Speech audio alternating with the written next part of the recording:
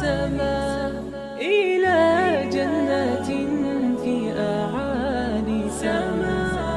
جمال الوجود بذكر الإله، وتصفو الحياة بنور هدى. جمال الوجود بذكر الإله، وتصفو الحياة بنور هدى. وتطرب نفس له طاعة، ويبلغ سعد إلى منتهى.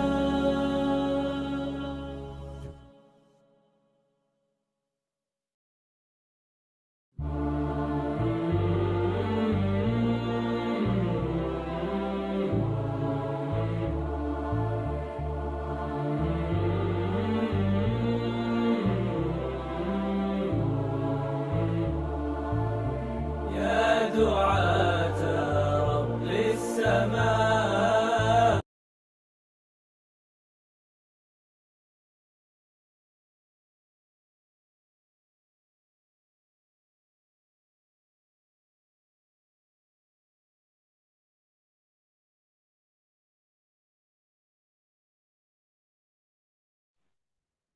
Baik, sebelumnya apakah suara aku terdengar dengan jelas? Kalau misalkan terdengar dengan jelas, boleh respon di kolom chat ya, teman-teman. Apakah kedengaran suaranya dengan jelas? Oke, baik. Baik, bismillah ya, kita mulai aja. Baik, A'udzubillahiminasyaitonirrajim. Bismillahirrahmanirrahim. Hamdan syakirin, hamdan na'min, hamdan li'afin ni'mah wa yukafifu majidah.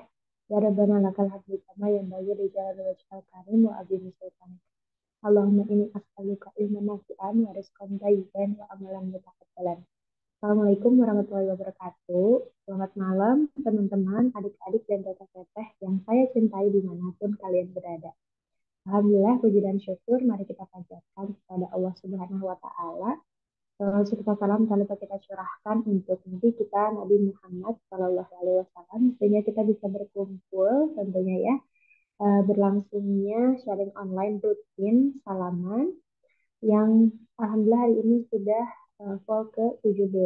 Kali ini spesial sekali, tentunya bersama KFKL Nova dengan judul Dari Ragumu ke Ridhonya, Menjemput Imam Pilihan Allah. Masya Allah ya, tentunya yang diselenggarakan oleh Jami Syar'i dan Jami Story. Alhamdulillah, malam hari ini kita masih diberi kesempatan untuk kita sharing, belajar bareng walau via online. Semoga tidak menurunkan semangat dan tidak mengurangi keberkahan dalam mencari ilmu ya.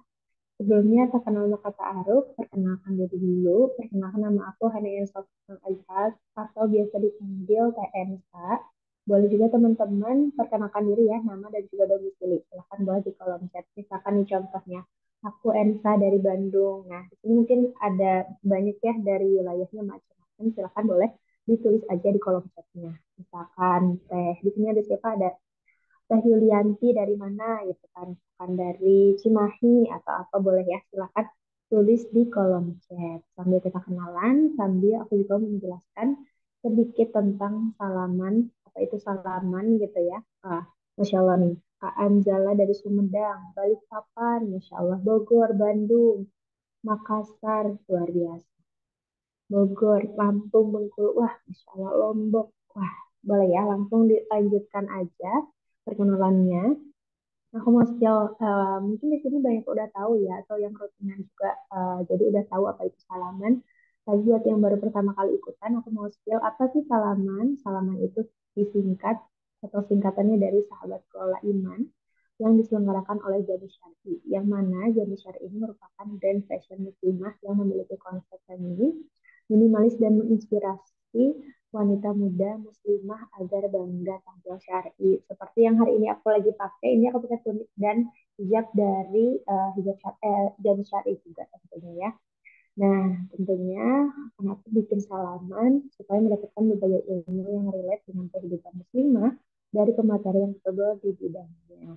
Sehingga peserta menjadi pribadi yang lebih baik, eh, dengan lebih mudah mendapatkan teman baru untuk berbagi, saling mendukung, dan silaturahim saya di sini yang bersatu dalam komunitas muslimah Jami Syar'i.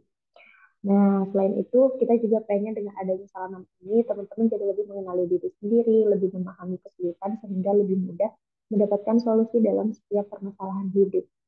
Juga mempererat silaturahim bersama muslimah muda yang sedang mencari ilmu dari kajian-kajian sehingga terjadi ukhuwah yang tergabung dalam sebuah komunitas gitu ya. Pokoknya Masya Allah ya, hari ini senang banget kita bisa berkumpul di sini. Jadi silahkan boleh kenalan ke Instagram juga nanti boleh banget tentunya ya. Nah, kami juga mengucapkan jazakumullah khairan katsiran. Oke, kami juga mengucapkan jazakumullah khairan katsiran kepada media partner pada hari ini. Tentunya ada Medes Organic and Health, Tulisan Ensa, On Uma, Amofolo.com, dan juga Anissa Community. Nah, aku juga mau ngasih info nih ya, kita tuh ada special gift yang tentu semuanya bisa ngeklaim, yaitu bisa dapetin voucher diskon, belanja diskon 50.000 saat registrasi pendaftaran. Bisa hubungi WhatsApp-nya ya, nanti admin akan tuliskan nomor teleponnya, jadi penukarannya juga bisa di Jamie Store yang ada di Trans Studio Mall. Vouchernya dengan kode teman salaman 17. Jadi teman-teman boleh ya, silahkan diingat-ingat atau bisa langsung chat adminnya atau mau langsung datang juga nih yang di Bandung ke Trans Studio Mall, boleh banget ya. Bisa langsung ke Trans Studio Mall di Bandung. Seperti itu. Masya Allah. Oh ya, suara suaranya kurang clear Kak MC-nya. Kalau sekarang udah jelas belum ya, BTW? Oke. Kalau udah jelas boleh kasih react-nya di sini. Sama aku pengen tahu dong, teman-teman di sini lagi merasakan apa sih? Kira-kira boleh di-react dengan emoticon. Oh, kecil ya? Bentar. Coba aku agak majuan. Nah, kalau sekarang udah lebih jelas gak ya? Jelas ya?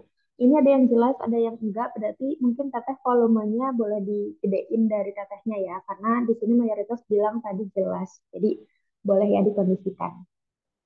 Oke, Masya Allah. Boleh, aku pengen tahu dong apa yang lagi dirasain teman-teman. Apakah lagi sedih, apakah lagi seneng banget, apakah lagi happy, atau lagi butterfly era, itu boleh banget ya. Ini contohnya kayak gini. Silahkan boleh ya, tulis di kolom chat biar lebih hidup lagi gitu ya.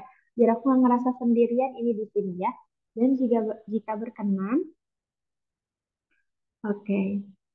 Dan jika berkenan, teteh-teteh boleh banget menyalakan kameranya ya. Karena kan bagian dari adab sebelum ilmu itu adalah bertatap langsung dengan guru kita atau yang memberikan materi untuk kita gitu ya. Supaya lebih tahu juga nih ya, nih muka-mukanya kan jadi kecantikan paripurnanya terlihat ya di sini ya. Masya Allah, tabarakallah. Lagi sedih Kak, lagi bingung sedih banget gitu kan. Butterfly era Kak, wih Masya Allah. Lagi skripsian Kak, Masya Allah, semoga Allah berikan kemudahan.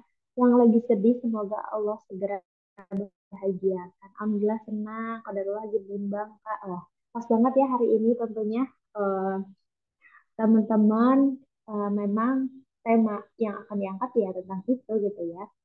Lagi mengusahakan supaya bisa mengendalikan perasaan yang kadang bikin overthinking berlebihan. Alhamdulillah ada senang, ada sedih, bingung juga suka random ya ini ya. Oke. Tapi itu manusiawi, pasti di sini juga pernah merasakan sedih, pernah merasakan senang gitu ya, dan lain-lainnya. Afwan Kak, izin open lagi sibuk cuci piring, Masya Allah. Meskipun cuci piring, tapi nyambil dengerin ini ya, hari ini ya, kajian halaman ya. Oke, aku juga mau ngasih info kalau misalkan teman-teman silahkan disiapkan catatan terbaiknya. Selain mengikat ilmu dengan tulisan, itu juga disarankan juga bisa berpeluang menjadi investasi pahala jariah yang didapatkan. Nanti silahkan boleh teman-teman ya, footage terserah. Mau edit sendiri, mau screenshotan video Zoom kali ini, atau bebas terserah, pokoknya sekreatif mungkin. Share ke IG Story, boleh quotes of the day atau misalkan review tentang kajian salaman kali ini itu boleh banget ya. Jangan lupa nanti tag @jamis.syari, @jamis.story, @evaelnova dan juga @hani_anissa tentunya ya. Dan batas postingnya sampai besok aja, 30 April 2025. Jadi nanti akan diumumkannya H+2 di IG Jamis Story. Masya Allah.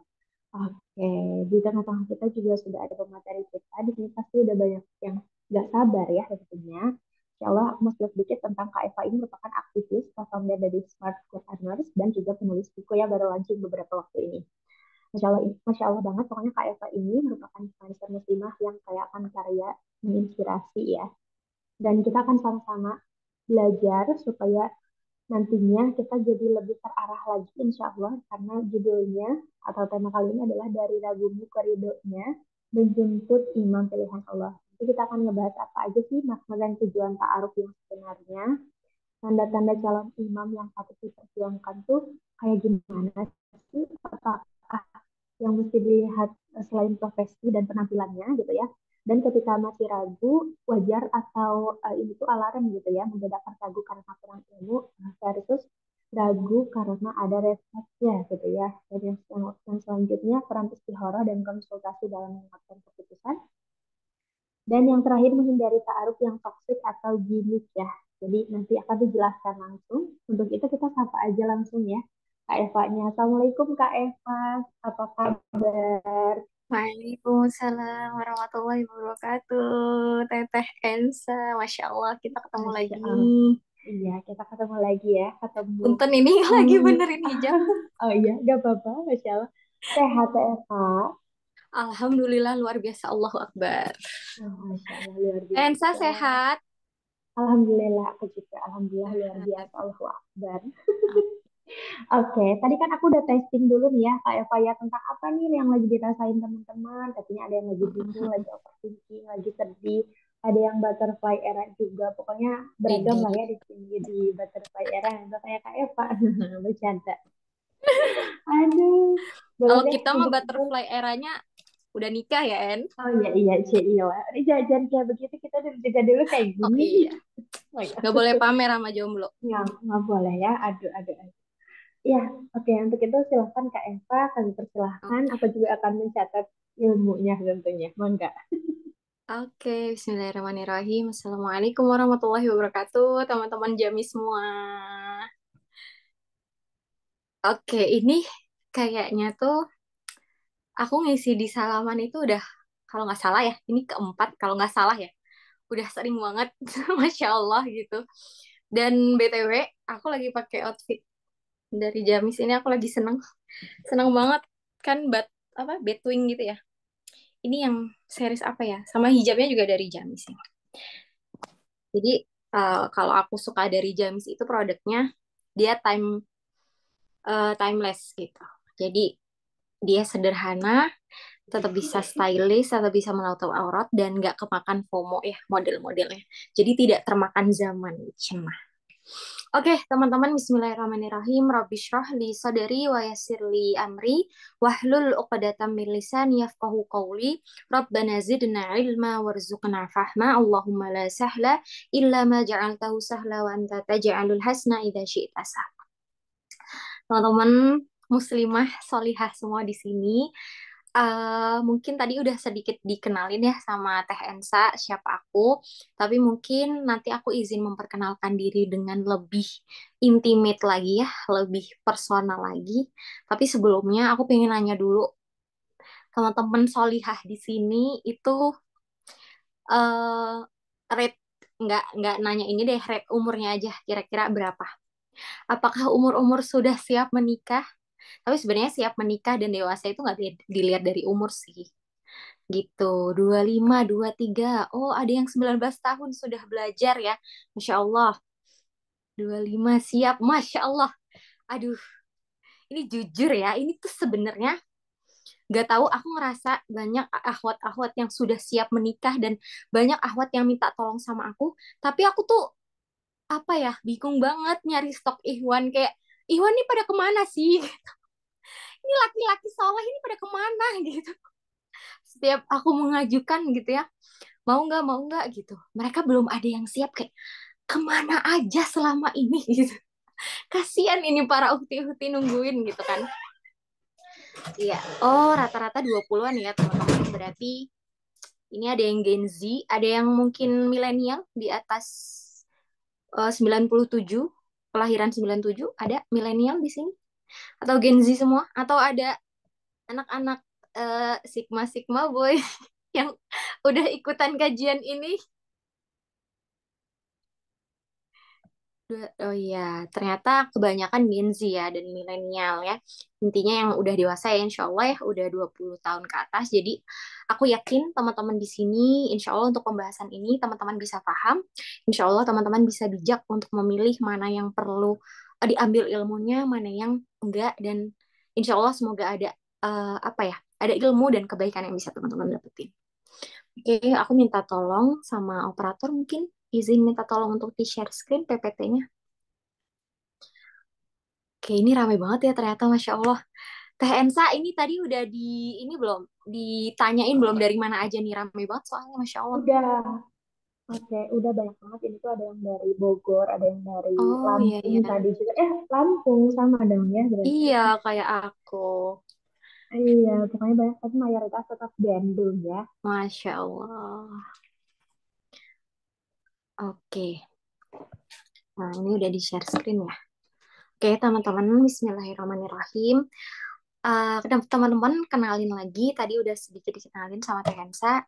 Kenalin, aku Eva Zuriat Nelova, tapi biasanya akrab dipanggil dengan Teh Eva ya kalau di Bandung cenah gitu. Kalau di Bandung Teh Eva gitu. Atau biasanya nama penanya atau nama panggungnya ya, nama di sosmednya itu Teh Eva Elnova gitu. Eva Elnova gitu aja sih. Oke, ini share screen-nya tiba-tiba nge-lag. Oke. Nah, aku pribadi anaknya emang ekstrovert ya. MBTI-nya ENFJ. Ya, nggak tahu sekarang udah berubah apa belum. Tapi kalau teman-teman boleh tulis di komen ya MBTI-nya apa aja. Alhamdulillah suka MC kayak Tensa, tapi sekarang udah jarang banget. Suka nge-moderator, suka voice over juga dulu awal-awal konten tuh di Spotify gitu, baru pindah ke Instagram. Di Instagram juga seringnya storytelling. Terus suka bangun relasi sama orang baru, suka ketemu orang baru. Terus juga alhamdulillah sekarang lagi menikmati peran sebagai istri ya teman-teman. Suka juga konten, tapi sekarang lagi ya udah lagi menikmati aja weh jadi istri gitu. Jadi itu aku teman-teman salam kenal semuanya. Oke, sebelum kita mulai ke pembahasan atau ke materi, aku izin mengingatkan lagi ya teman-teman untuk bisa mengindahkan adab-adab dalam menuntut ilmunya. Pertama, salah satunya ya hadir secara mindful, mendengarkan secara mindful. Kedua, walaupun di sini muslimah semua, walaupun di sini ahwat semua, tapi di sini ruang Zoom yang akan direcord dan kita nggak ada yang tahu nanti ada kebocoran-kebocoran apa yang terlihat auratnya. Jadi aku mohon untuk saling menutup aurat. Ketiga, yang pastinya kalau kata salafus solih itu keidul ilma bil kitabah, ikatlah ilmu dengan mencatatnya. Jadi aku pengen teman-teman di sini kalau ada ilmu dan kebaikan yang teman-teman dapetin, silahkan boleh dicatat. Oke, bisa di next.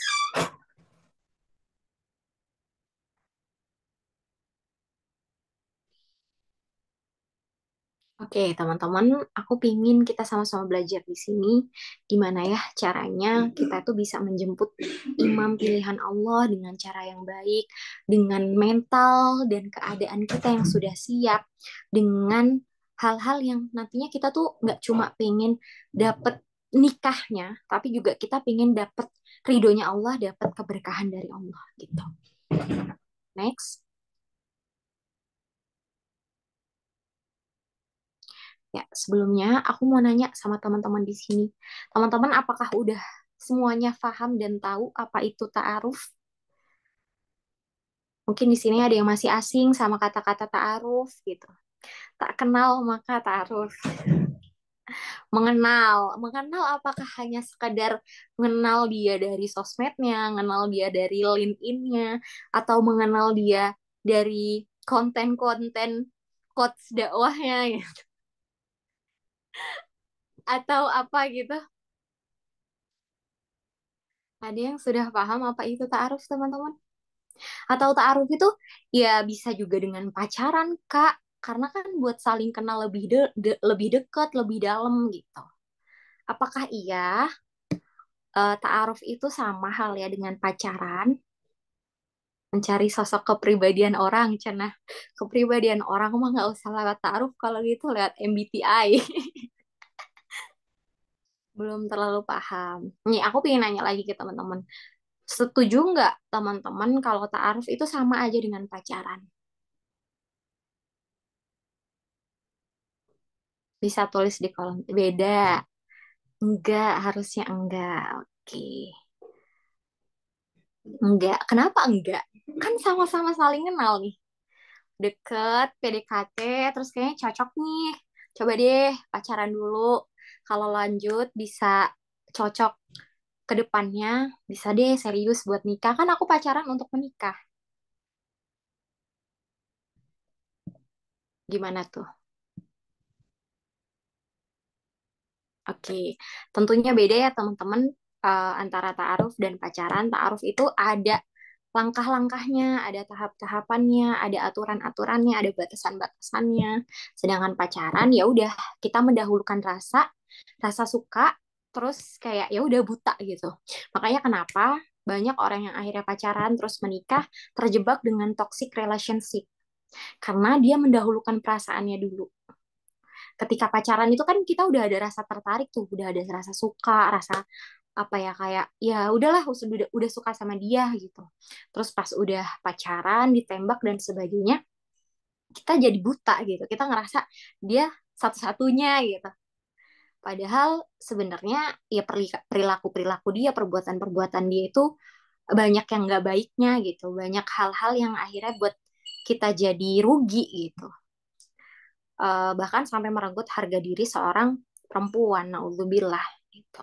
Jadi sebenarnya kita nggak bisa melihat kebaikan, maksudnya kalau kita mau melihat laki-laki yang baik itu bukan dilihat dari pacaran ya, karena gini teman-teman, balik lagi, kita tuh pingin nikah bukan hanya karena ya udah dapet orang yang baik terus menikah terus hidup bahagia, enggak. Kita nggak cuma mengejar bahagianya, tapi kita ngejar ridhonya Allah. Kita ngejar berkah nggak ya ini? Kalau lewat pacaran, kira-kira pernikahanku berkah nggak ya? Kira-kira kalau lewat pacaran, eh, Allah ridho nggak ya? Gitu. Jadi tentunya akan beda ya ketika misalkan kita dengan cara ta'aruf gitu ya, lewat perantara, dengan cara yang sangat objektif. Sedangkan kalau pacaran ya udah kita mendahulukan perasaan, kita banyak menghabiskan waktu berduaan yang nggak penting, yang akhirnya ya buang-buang waktu. Banyak kan yang pacaran akhirnya nggak jadi menikah, 7 tahun, 5 tahun, 9 tahun, akhirnya apa? Nggak nikah, nggak jadi nikah. Atau kalaupun menikah baru berapa bulan, baru berapa tahun cerai. Karena apa ya, selama ini dia hanya wasting time aja. Selama pacaran tuh cuma nyari-nyari senangnya aja, kan pacaran itu untuk bersenang-senang doang kan. Gitu. Gitu ya teman-teman. Maka jelas berbeda ya. Ini ada yang bilang katanya PPT-nya buram, di aku sih aman ya teman-teman. Mungkin agak sedikit ini ya sinyalnya atau apa.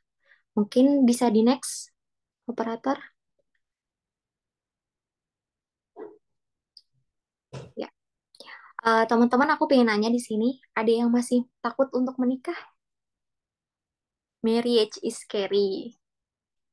Gak apa-apa kalau misalnya masih ada rasa takut, itu wajar ya. Apalagi kita apa ya, punya latar belakang dari keluarga yang broken home misalnya, atau dari keluarga yang tidak, aku kok jadi nggak punya sosok ayah yang bisa dijadikan panutan ya misalnya. Atau aku nggak tahu nih, aku karena di keluargaku nggak ada sosok ayah atau kita fatherless gitu ya. Akhirnya kita nggak tahu nih laki-laki yang baik itu seperti apa gitu. Atau kita ngerasa kayak takut, trauma, takut ternyata dapetnya laki-laki yang nggak baik, takut kecintaan sama suami. Cenah. Sebenarnya ya nggak apa-apa cinta sama suami, asalkan kita tuh cintanya karena apa? Karena Allah, karena mungkin kebaikannya, karena mungkin. Terima kasih sayang. Habis dikasih minum. Asik, aku mau pamer dulu. Masih ragu. Ada yang takut karena belum selesai sama diri sendiri mungkin. Takut karena misalnya Aku masih banyak luka, Kak. Aku masih punya banyak trauma. Lebih ketakut karena takut salah pasangan, ya. Lebih banyak ragunya. Oh, susah untuk meyakinkan he is the one. Nanti kita akan bahas ya. Banyak ya ternyata yang masih punya rasa takut untuk menikah. Tapi teman-teman, rasa takut itu justru dijadikan semangat kita untuk belajar. Orang yang takut itu tandanya dia tidak punya ilmunya. Orang yang nggak ada apa ya, orang yang nggak punya ilmunya, yang belum tahu ilmunya itu ibarat orang yang sedang berjalan dalam kegelapan. Jadi dia nggak tahu nih gelap rasanya di depan tuh ada apa, dia nggak tahu karena dia nggak punya ilmunya. Ilmu itu ibarat lampu, ibarat cahaya kan, al ilmu nuron. Jadi ketika kita punya ilmunya, kita belajar, kita coba untuk terus menggali apa itu makna pernikahan dan gimana banyak ya pelajaran-pelajaran pranikah, kita jadi tahu nih, kita jadi punya cahaya, kita jadi tahu oh arahnya tuh gimana sih cara milihnya, oh gimana sih kriteria yang baik itu, oh gimana sih caranya mengatasi ketakutan dalam diri aku dan sebagainya.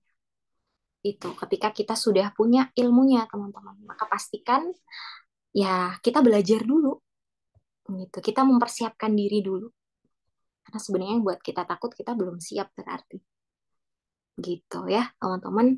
Dan jangan sampai ketakutan itu justru menjadi hal yang kayak ya udahlah aku mau nggak mau nikah aja deh, aku mau jadi uh, independent woman, alpha woman seumur hidupku yang tidak butuh laki-laki. Aku tidak butuh anak, aku tidak butuh laki-laki, aku bisa menikmati hidupku sendiri. Gitu. Padahal gimana Teh En? Enakan jomblo atau sudah menikah? Menikah sih. Iya betul. Karena gini teman-teman, ini review jujur ya dari aku. Mungkin ketika teman-teman masih sendiri, teman-teman tuh ngerasa bisa apa-apa sendiri, bisa bebas kemana-mana, bisa ini, bisa itu, bisa jadi independent woman banget lah, gitu ya. Berdiri di kaki sendiri. Tapi ternyata ada satu hal yang aku nggak dapetin ketika aku sendiri dengan ketika aku menikah. Ketika aku sendiri, aku nggak mendapatkan sakinah. Ya kan, pagi sampai sore gitu, sok-sokan jadi independent woman, malamnya sendiri menyepi gitu kan. Nggak ada someone to talk gitu.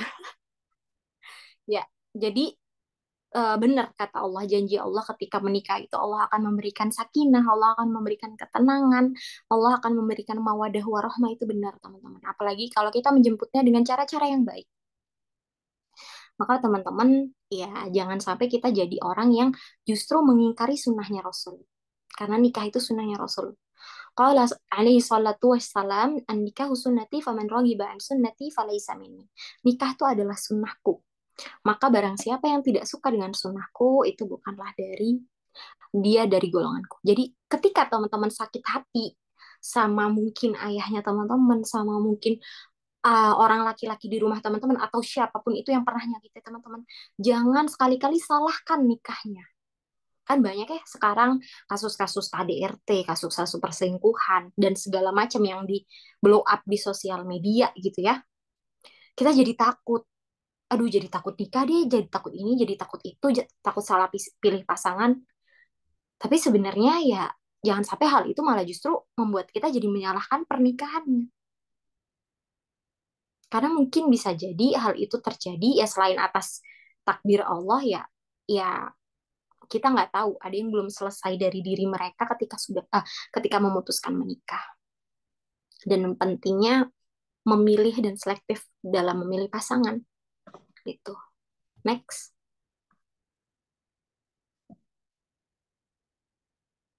Ya ini juga ya, dan di antara tanda-tanda ini sering banget ya di nikahan, pasti kalian tahu ya. Dan di antara tanda-tanda kebesarannya ialah dia menciptakan pasangan untukmu dari jenis dirimu sendiri agar kamu merasa tentram, sakinah itu tadi yang udah Allah janjiin. Dia menjadikan di antaramu rasa cinta dan kasih sayang. Jujur, aku ketika sebelum menikah itu kayak lebih banyak overthinkingnya, lebih banyak cemasnya. lebih banyak. Kayak belum selesai gitu. Tapi ketika sudah menikah, ya sudah cukup. Udah jarang overthinking. Udah ada teman berjuang ya, partner hidup berdua, susah seneng dijalanin berdua. Dan itu tuh rasanya indah banget kalau dijalaninnya bener-bener berlandaskan sama-sama pengen ngejar tujuan surga nih, sama-sama pengen ngejar ridhonya Allah nih. Itu tuh akan indah banget teman-teman. Gitu ya. Sesungguhnya pada yang demikian itu benar-benar terdapat tanda-tanda kebesaran Allah. Benar-benar banget. Kita akan lihat hikmahnya, tanda-tanda kebesaran Allah ketika kita misalnya, yaitu tadi, bisa memutuskan untuk menikah dengan cara yang baik dan dengan mental yang siap. Next.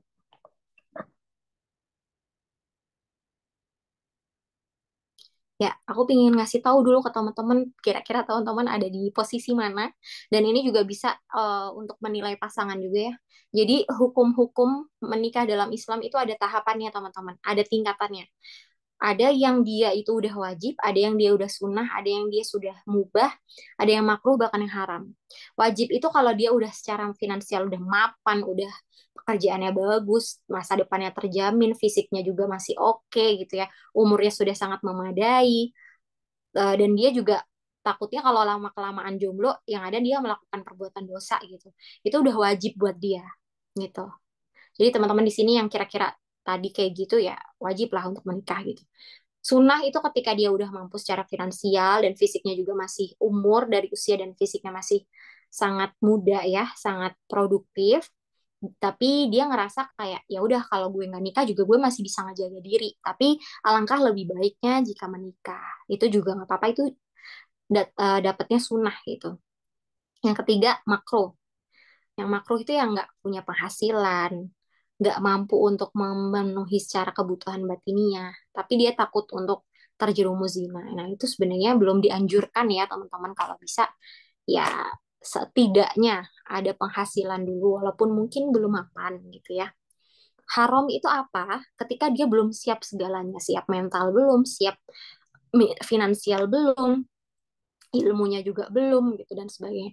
Atau teman-teman juga bisa lihat ya kondisi teman-teman. Kalau teman-teman masih ada tanggungan pendidikan atau teman-teman masih ada tanggungan hal lain yang sekiranya oh aku harus selesaikan dulu ya it's okay. Tapi kalau misalkan teman-teman merasa oh walaupun aku kuliah, walaupun aku lagi dalam jenjang menyelesaikan pendidikan, tapi kayaknya aku merasa aku sudah butuh untuk menikah, ya nggak apa-apa juga. Banyak kok orang-orang yang tetap kuliah, tetap berjalan sekolahnya, pendidikannya bahkan sampai S3 profesor itu sudah pada menikah juga banyak.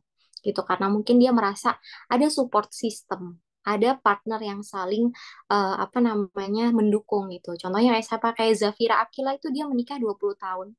Tapi sampai sekarang dia masih bisa ngelanjutin S2-nya, bahkan sangat berpengaruh ya setelah menikah juga gitu.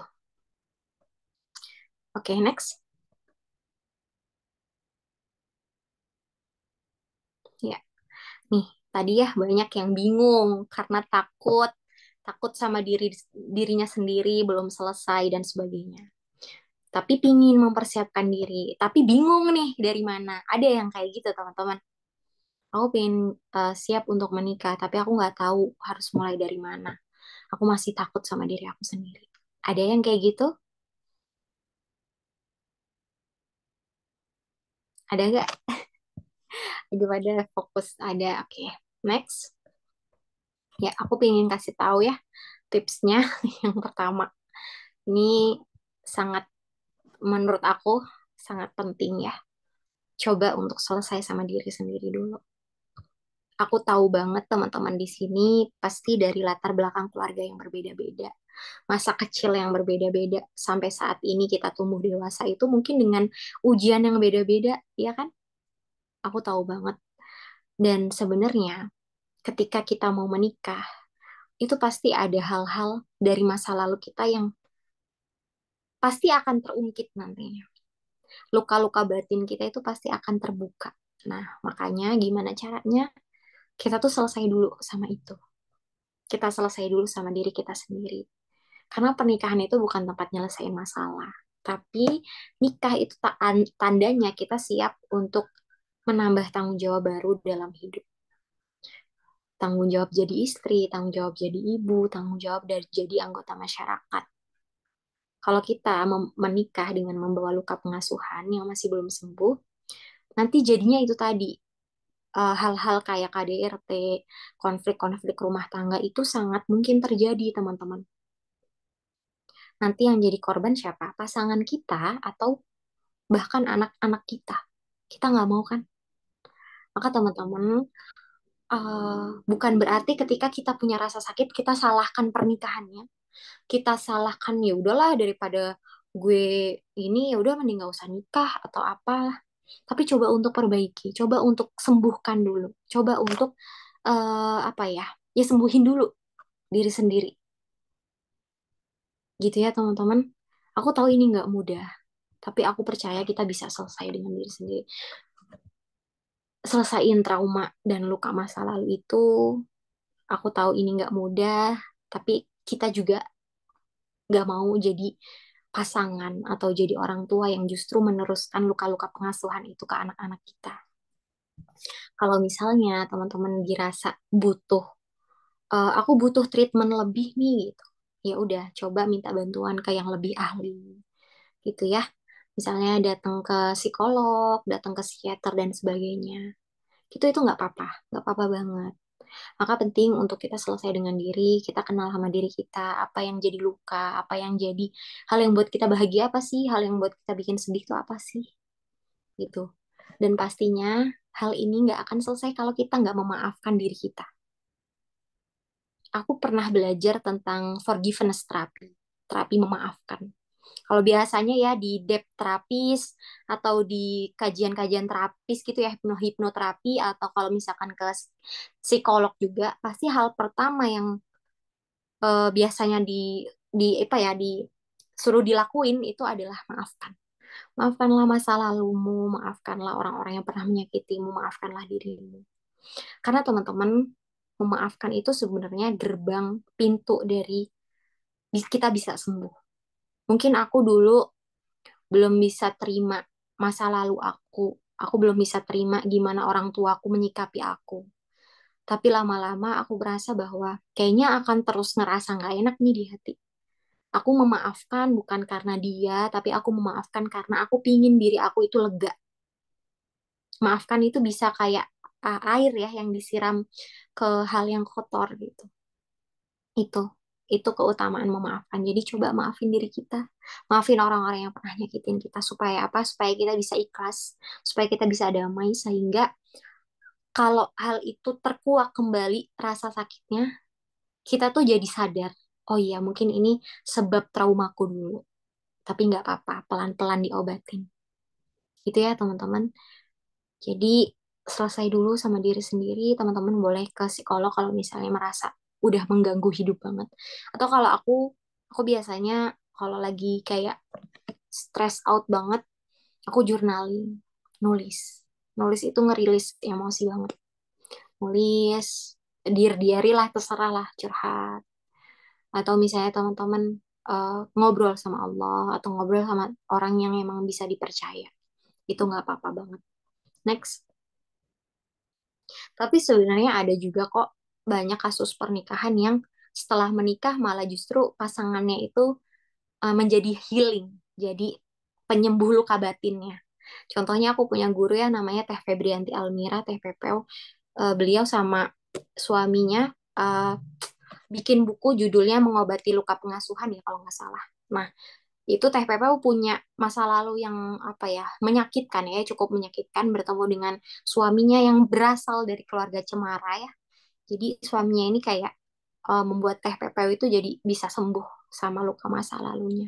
Itu juga nggak apa-apa. Tapi kalau saran aku ya tetap ya, kita nggak bisa berekspektasi sama pasangan kita. Mungkin pasangan kita juga punya luka, sama-sama punya luka. Maka kita harus belajar untuk selesai dulu. Karena ini bukan tanggung jawab pasangan kita, ini tanggung jawab kita. Oke, next.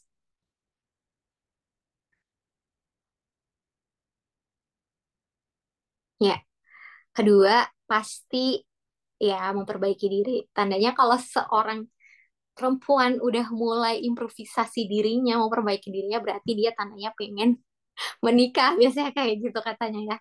Tapi menurut aku ya ini emang harus banget. Karena menikah teman-teman, nanti ketika menikah, itu kita nggak hanya melibatkan perasaan atau pasangan, tapi kita melibatkan Allah dalam setiap langkah pernikahan kita. Karena nikah itu nggak mudah, maka kita harus bisa terus jadi orang yang selalu melibatkan Allah, ya.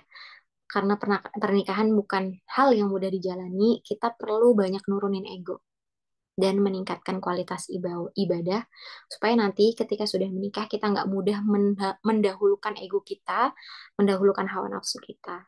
Coba untuk kenal sama diri kita sendiri sebelum nanti kita satu rumah sama orang yang karakternya beda, kebiasaannya beda. Gitu ya, teman-teman. Jadi tahu dulu nih diri kita, kenal dulu, selesai dulu sama diri sendiri. Kita udah tahu apa yang mau kita kejar, kita udah selesai kita udah tahu nih siapa diri kita. Aku tuh punya kelebihannya apa, kekurangannya apa, aku butuh seseorang yang gimana gitu. Terus aku tuh punya visi pernikahan seperti ini, aku punya impian atau ekspektasi dalam rumah tangga seperti ini, aku tuh punya tujuan menikah tuh ini. Jadi dia udah paham sama diri dia dan masa depan dia mau apa nanti ke depannya gitu. Dan sebenarnya menurut aku kan kalau kata orang-orang ya, yang paling penting dalam pernikahan itu komunikasi. Tapi menurutku, yang paling penting dalam pernikahan itu menurunkan ego karena Allah. Karena kita tahu posisi kita nih sebagai istri. Atau ketika pasangan kita jadi suami, dia tahu posisi dia sebagai suami. Yang mana itu tanggung jawab kita ke Allah. Jadi sama-sama bisa nurunin ego. Kenapa aku bilang yang lebih penting dari menikah itu bukan komunikasi, tapi nurunin ego. Komunikasi tidak akan bisa terbangun kalau sama-sama masih punya ego yang tinggi. Iya nggak? Sama-sama gengsi nih, kan lo duluan yang salah, gue nggak mau minta maaf duluan gitu misalnya. Atau ya salah kamu lah, aku nggak mau lah minta maaf dan sebagainya, diem-dieman. Akhirnya apa, yang ada yang komunikasinya nggak terbuka, akhirnya jadi uh, dipendem lagi, jadi luka luka ini lagi ya, justru luka masa lalunya bisa jadi terkuak. Maka teman-teman, yang aku pelajari setelah aku menikah adalah belajar untuk nurunin ego, dan itu sebenarnya nggak mudah, tapi bisa dengan cara itu tadi, kita paham peran kita apa. Oh, sebagai istri, kita paham kita punya tanggung jawab loh di hadapan Allah. Maka penting untuk mulai memperbaiki diri. Memperbaiki diri itu nggak cuma dari karakter aja, tapi juga dari kualitas ibadah. Ya, karena nanti kebiasaan-kebiasaan ibadah kita yang akan menolong kita untuk bisa menjalani pernikahan itu lebih mudah lagi. Karena nanti ujiannya beda ketika sendiri dan sudah menikah. Gitu ya, teman-teman. Next.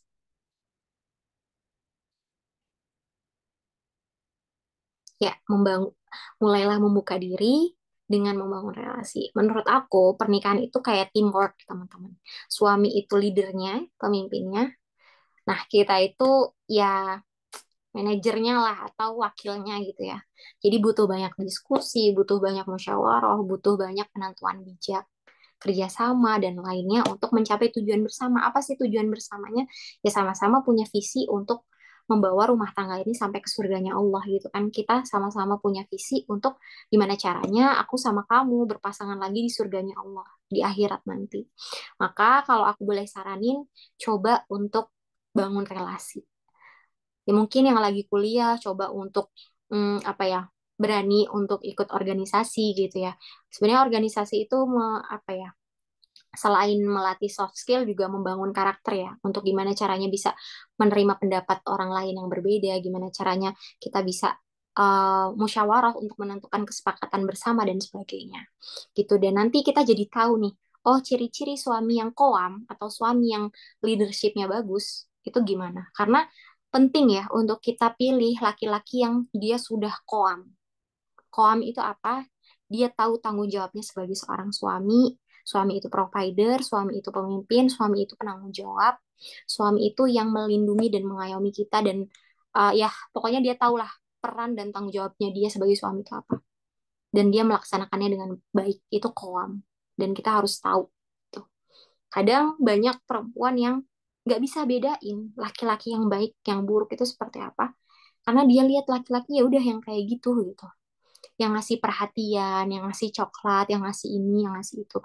Ya, ya nggak apa-apa sih sebenarnya. Cuma itu belum termasuk dan belum bisa dinilai itu laki-laki yang goam. Gitu ya teman-teman. Dan salah satu prinsipku dulu, laki-laki yang koam itu nggak hanya bisa memimpin, tapi laki-laki yang koam itu memimpin dengan cara penuh dengan kompromi. Paham nggak? Maksudnya gimana sih dia bisa memimpin dengan penuh kompromi? Perempuan itu kan dari tulang rusuk yang bengkok ya. Kita ini kalau dibentak langsung, apaan sih gitu ya. Kalau diomongin teh, dinasehatin gitu ya. Kayak ya Allah, aku pingin mendapatkan suami yang bisa menasehatiku dengan baik. Udah dinasehatin dengan baik-baik juga tetap aja kayak gitu. Itu udah sangat fitrahnya perempuan. Jadi penting banget untuk kita bisa memilih laki-laki yang sangat bisa ngasih tahu kita dengan cara yang baik, dengan cara yang lembut, dengan penuh kompromi itu tadi. Kompromi itu apa? Nggak langsung, ini nggak boleh, itu nggak boleh, aku nggak suka kamu kayak gini. Enggak. Tapi dikasih tahu baik-baik. Sayang, tangan kan aurat. Jadi jangan lupa ya pakai handsock misalnya kayak gitu. Atau sayang, aku nggak mau nih. Ini ya pernah terjadi di aku. Aku sambil cerita deh dikit. Ini bukan sebagai ya, apa ya, tapi sebagai tahadus bin ni'mah. Jadi pernah suatu waktu aku tuh nyoba uh, lipstiknya teman aku. Emang lipstiknya itu ombre-nya kan ombre ya. Udah ombre-nya itu emang merah sih gitu kan. Terus aku udah ngeliat nih kayaknya dia nggak suka deh gitu. Tapi dia nggak mau ngomong. Nah pas di jalan dia tuh bilang kayak gini. Sayang tahu nggak kenapa tadi aku diem kayak gitu? Kenapa kamu nggak suka ya? Iya, kamu sebenarnya cantik kok kayak gitu, tapi justru cantik itu. Jadi aku tuh nggak ridho katanya. Terus gini, aku nggak mau sayang, nanti kamu nggak bisa menyium bau surga kayak gitu. Aku langsung kayak,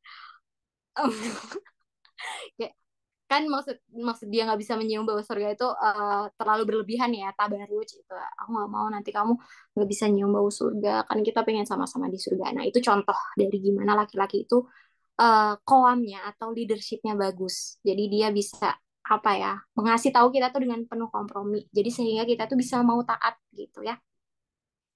Itu contohnya ya teman-teman. Dan mungkin kayak Teh Ensa ya. Kalau aku bisa bilang suami atau pasangan itu bisa jadi datang dari lingkungan yang sering kita datangi. Kalau kita sering datang ke majelis ilmu, sering datang ke lingkungan-lingkungan yang baik, insya Allah kita dapat laki-laki di situ. Makanya kenapa aku waktu itu pernah ada teman aku yang bilang kayak gini, sekarang mah susah nyari laki-laki yang nggak ngerokok. Enggak, buktinya gue bisa dapat laki-laki yang ngerokok gitu. Ya karena kamu nyarinya dulu di mana? Kalau nyarinya di kafe, di tempat-tempat nongkrong ya mungkin aja. Nyarinya di konser, nyarinya di klub ya mungkin aja. Tapi kalau kita nyarinya di tempat yang baik, insya Allah ya kita bakal tahulah kebaikan-kebaikan apa yang terbangun dari dia. Contohnya kayak siapa? Teh Ensa ketemu suami di mana Teh? Di kantor, di kantor. Di kantor. Kantornya apa? Kantornya monster.com, kebetulan Ah, di depan aku tapi nggak akan di com. spill ya. Oke, ya kantornya amalsoleh.com. Berarti insya Allah di tempat yang baik, kayak saya. Aku juga alhamdulillah ketemu sama suami itu di organisasi masjid ya, di Masjid Salaman ITB. Kita sama-sama aktivis di sana. Itu kebetulan ketemu di forum beasiswa gitu. Jadi teman-teman, kalau kita mau dapat yang baik, ya sibukkan, cemplungkan diri kita ke dalam lingkungan-lingkungan yang baik dan lingkungan yang positif. Insya Allah kita bakal dapat. Next. Ya, mau belajar hal baru, ini aku tekenin ya teman-teman, selain kita mau untuk memperbaiki diri, kita mau untuk terus belajar, karena apa? Nikah itu artinya kita siap belajar seumur hidup. Jadi long life learner, jadi istri, jadi ibu, itu harus banyak belajarnya. Jujur, aku baru ngerasain setelah menikah, oh ternyata ya Allah, butuh ilmu yang ngurus rumah itu sekedar nyimpen sayur gitu ya, di kulkas, itu kita harus tahu tipsnya gitu, supaya nggak busuk. Tips masak gimana, cara belajar masak gimana, ngelola duit gimana, finansial gimana, gimana caranya nabung walaupun sudah menikah. Terus kalau misalnya kita jadi ibu, kita juga harus belajar parenting, gimana caranya bikin MPASI, gimana, pokoknya banyak belajarnya. Ngelola emosi juga ya kan, gimana nanti kalau jadi ibu harus siap-siap kurang tidur, makan mandi cuma berapa menit doang karena ada yang selalu ngikutin dan sebagainya. Mungkin kita akan terganggu ibadahnya karena ada anak dan sebagainya. Maka teman-teman, kita harus mau belajar. Kita harus jadi perempuan yang mentalnya mental pembelajar itu tadi. Karena ya itu seni dalam rumah tangga itu kalau nggak tanpa ilmu, kalau tanpa ilmu ya kita akan menjalankannya dengan hal yang sangat apa ya bahasanya ya, nggak tahu arah. Kenapa aku bilang kayak gini?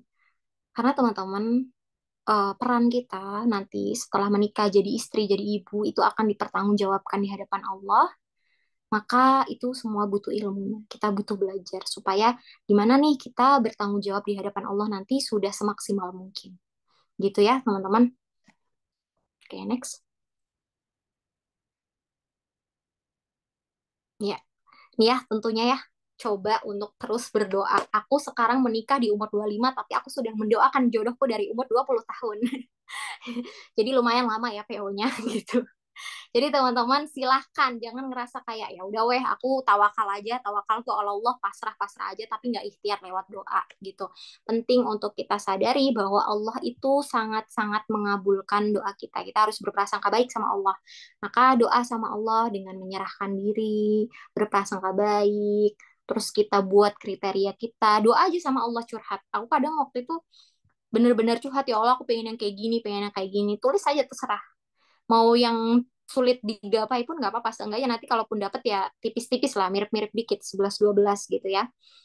Eh, dan ini bukan berarti gini ya, ya terserahlah teman-teman mau bawa nama seseorang dalam doa, tapi menurut aku membawa nama seseorang dibandingkan dengan membawa kriteria-kriteria yang kita inginkan itu justru nantinya aku ngerasa akan lebih puas, akan lebih bahagia kalau dikasih sama Allah yang sesuai dengan kriteria aku.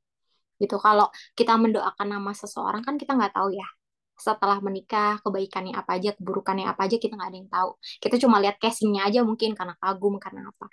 Tapi kalau kita mendoakan kriteria, nanti tuh akan Allah jawab dengan sendirinya gitu. Oh, ternyata setelah menikah, oh ya bener ya, ternyata Allah tuh menjawab doa-doaku, Allah tuh menjawab pengharapanku gitu ya teman-teman. Jadi gak apa-apa minta aja kriteria sesuka hati teman-teman. Mau minta yang ya Allah kasih aku suami yang gajinya 20 juta sebulan juga gak apa-apa, terserah gitu. Next.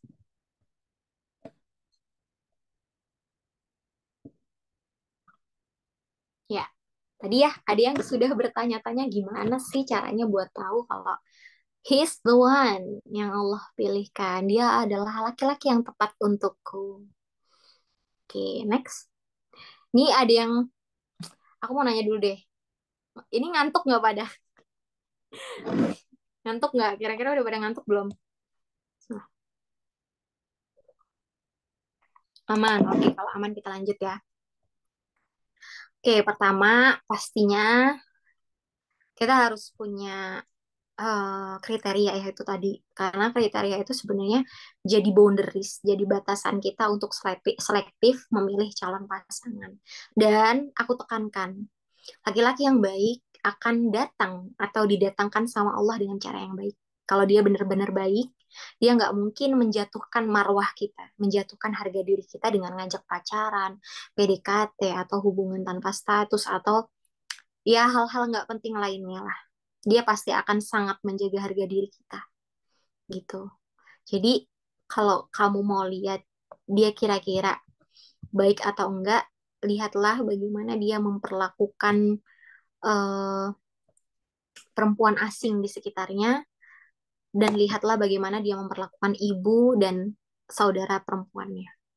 Kalau sama perempuan asing dia bisa menjaga batasan, tapi sama ibu, sama saudara perempuannya dia bisa memuliakan, itu berarti tandanya baik.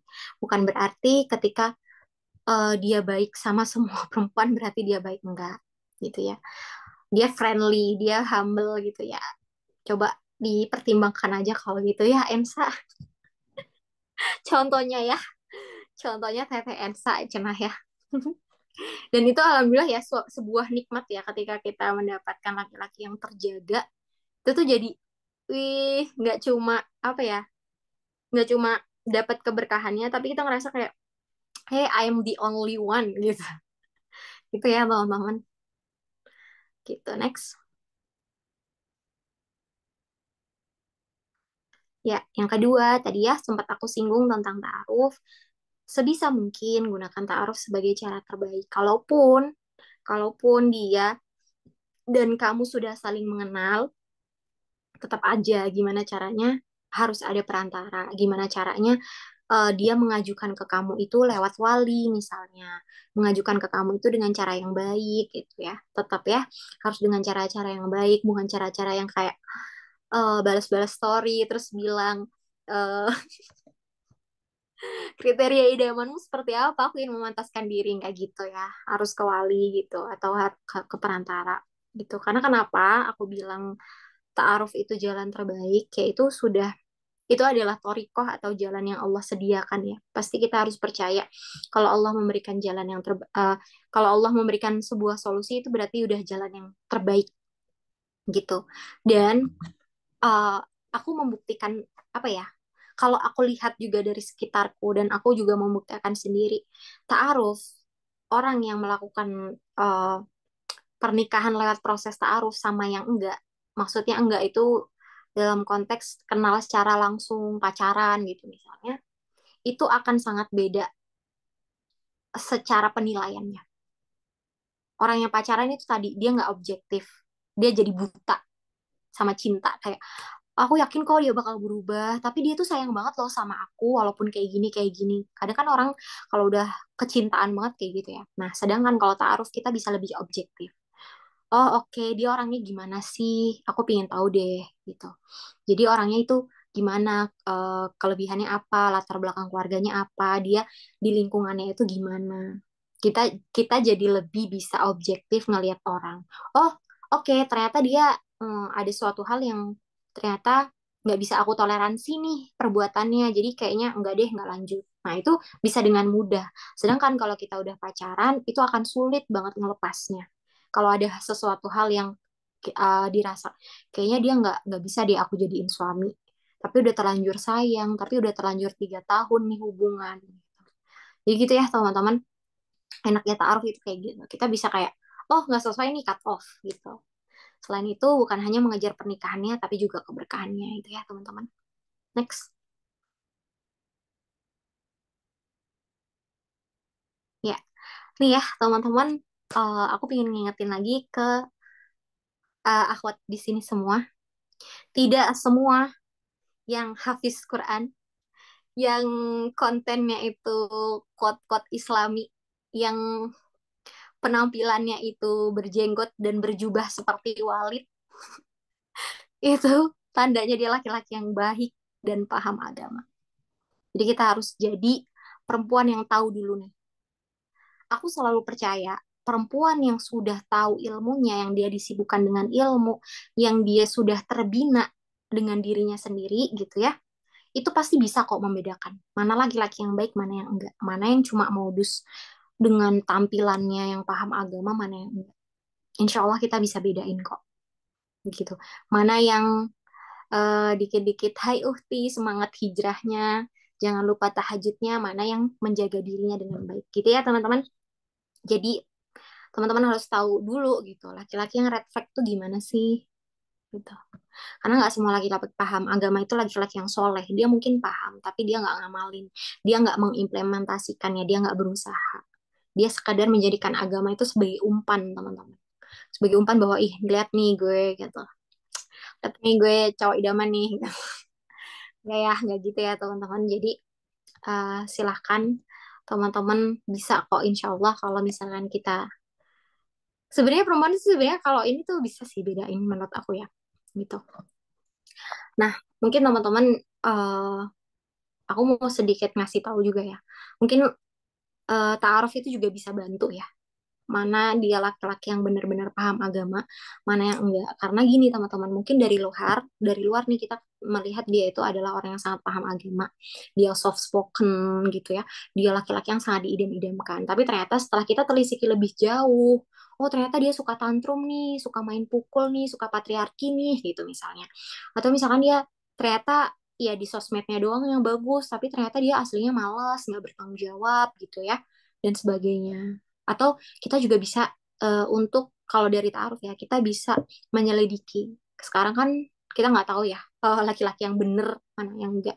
Kita bisa menyelidiki hasrat seksual dia menyimpang apa enggak gitu. Kira-kira dia beneran mau nikah sama perempuan itu bukan karena tuntutan sosial, tapi karena benar-benar ya normal gitu loh. Nah, itu juga perlu ya untuk, dan itu sebenarnya dengan ta'aruf itu bisa gitu. Caranya gimana nanti kita bahas ya. Gitu ya, teman-teman, karena kita berhak mendapatkan pemimpin rumah tangga yang bertanggung jawab, yang nggak hanya paham agama, tapi juga takut sama Allah. Anak-anak kita berhak punya ayah yang solih dan bertanggung jawab. Itu ya. Ketika kita memilih laki-laki, memilih pasangan, itu sama aja kita memilih hak untuk anak-anak kita nantinya. Dia berhak mendapatkan ayah yang baik, ayah yang solih. Contohnya gimana laki-laki red flag ya kita lihat lah, mungkin dia pemalas, manipulatif. Walaupun hafalannya berjus-jus, walaupun mondoknya bertahun-tahun, kita lihat karakternya. Karena karakter itu, akhlak itu juga apa ya, eh, menentukan agama seseorang juga gitu kan. Karena yang paling tinggi tingkatan agama kan bukan cuma memahami kan, tapi mengamalkan. Terus mungkin dia suka berkata kasar. Kalau aku pribadi, secara prinsipku, menurutku laki-laki red flag itu laki-laki yang merokok juga. Karena aku nggak suka ya. eh Terus sulit kontrol emosi, playing victim. Terus mungkin ada yang mohon maaf ya, suka PMO, tahu ya PMO ya teman-teman. Itu juga menurut aku red flag. Patriarki, mungkin dia nggak ngerti kalau bahwa membantu rumah tangga itu adalah sunnah Rasulullah dan Rasulullah juga melakukannya gitu ya. Bermudah-mudahan dengan lawan jenis, apalagi ya pelit dan sebagainya. Teman-teman pasti tahu lah. Dan itu bisa kok kita bisa tahu ketika ta'aruf juga bisa kok gitu ya teman-teman. Nah, tapi teman-teman bedakan antara laki-laki red flag dengan kekurangan dari dalam diri seorang laki-laki atau calon pasangan kamu. Kadang ada yang kita ngelihat ini sebuah kekurangan, tapi kita nganggap itu red flag. Ya beda-beda balik lagi ya. Laki-laki red flag itu nggak bisa ditoleransi. Itu sudah menyangkut prinsip hidup kita atau prinsip kita dalam memilih pasangan. Sedangkan kekurangan itu kan pasti dimiliki setiap orang, setiap manusia termasuk kita ya nantinya sebagai seorang istri. Kekurangan itu masih bisa ditoleransi, masih bisa diterima, nggak menyangkut hal-hal prinsip dalam hidup. Misalnya, ya dia soleh, dia ini, tapi mungkin suka tidur gitu ya. Dia nggak ngerokok, tapi suka jajan, suka tidur gitu. Ya itu, ya udahlah, itu misalkan kayak ya itu bisa lah. Atau misalkan dia soleh dan sebagainya tapi emang ya namanya laki-laki agak berantakan aja gitu naruh handuk di kasur dan sebagainya. Halal itu mungkin ya bumbu-bumbu rumah tangga ya, jadi kita harus lihat dulu nih ketika ta'aruf nanti harus bisa membedakan mana red flag, mana yang jadi kekurangan yang masih bisa apa ya dalam batas toleransi. Nah itu caranya gimana nantinya, kamu harus bikin kriteria utama dan kriteria tambahan. Maksudnya gimana? Kriteria utama itu hal yang mengharuskan ada dalam diri seorang laki-laki. Sedangkan kriteria tambahan itu kayak, ya kalau misalkan nggak dapet juga nggak apa-apa. Misalnya kriteria utamaku, dia sudah hijrah, sudah ngaji. Nah, kriteria tambahannya ya nilai plus lah kalau dia lulusan pesantren misalnya. Tapi kalaupun nggak dapet itu juga nggak apa-apa misalnya. Kriteria utamaku misalnya, aku nggak suka yang merokok, aku nggak suka yang pola hidupnya nggak sehat, aku mau yang hidup sehat misalnya kriteria utama aku kayak gitu. Tapi aku punya kriteria kriteria tambahan misalnya, oh dia tingginya lebih dari 170 cm misalnya, kalaupun nggak dapat lebih dari 170 ya nggak apa-apa lah kayak gitu. Nah itu contoh ya, contoh apa namanya, bisa membedakan mana hal yang bisa ditoleransi mana yang enggak gitu. Next.